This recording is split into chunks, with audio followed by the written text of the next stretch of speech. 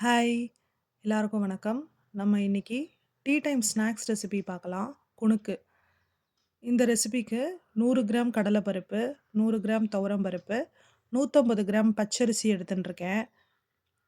இது 3த்தையுமே நன்னா கலஞ்சிட்டு 2 மணி நேரம் நல்லா ஊற வச்சுடலாம். இந்த அளவு அரிசிக்கும், பருப்புக்கும் நானு 30 காஞ்ச மிளகாய் எடுத்து அதையும் ஊற வச்சுட்டேன். இப்ப 2 மணி நேரம் நல்லா ஊறிடுத்து. நம்ம கொஞ்சம் கொஞ்சமா ஜார்ல சேர்த்து அரைச்சிடலாம். உப்பு சேர்த்து அரைச்சுக்கலாம். தண்ணிய விட வேண்டாம். அப்படியே அரைச்சா போதும். இல்ல சரியா அரைபடல அப்படின்னா, லைட்டா தெளிச்சா போதும். தண்ணி நெறைய ஊத்தினா, இதே சேம் இன்கிரீடியன்ட்ஸ் தான் நம்ம அடைக்கும் சேர்ப்போம். அதனால மாவு வந்து நீர்த்து போயிடும். அதனால நம்ம பக்கோடா மாரி நமக்கு எண்ணெயில போடுறதுக்கு வராது. அதனால நம்ம தண்ணி சேர்க்காம அரைச்சுக்கலாம். எல்லாத்தையும் கொஞ்சம் கொஞ்சமா அரைச்சாச்சு.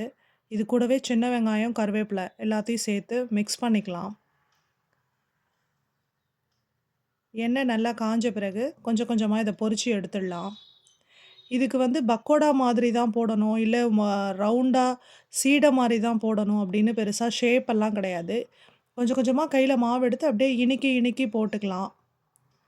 இத ஏன் நம்ம காஞ்ச மிளகாவ ஊற வைக்கணும்? அப்படியே அரைக்கலாம் அப்படின்னு நீங்க கேட்கலாம். ஊற வைக்கிறதுனால சீக்கிரமா அரைப்படும். கொஞ்சம் கலரும் கொஞ்சம் ரிச்னஸ் அந்த ரெட் நல்லாருக்கும். ரெட் கலர் நமக்கு.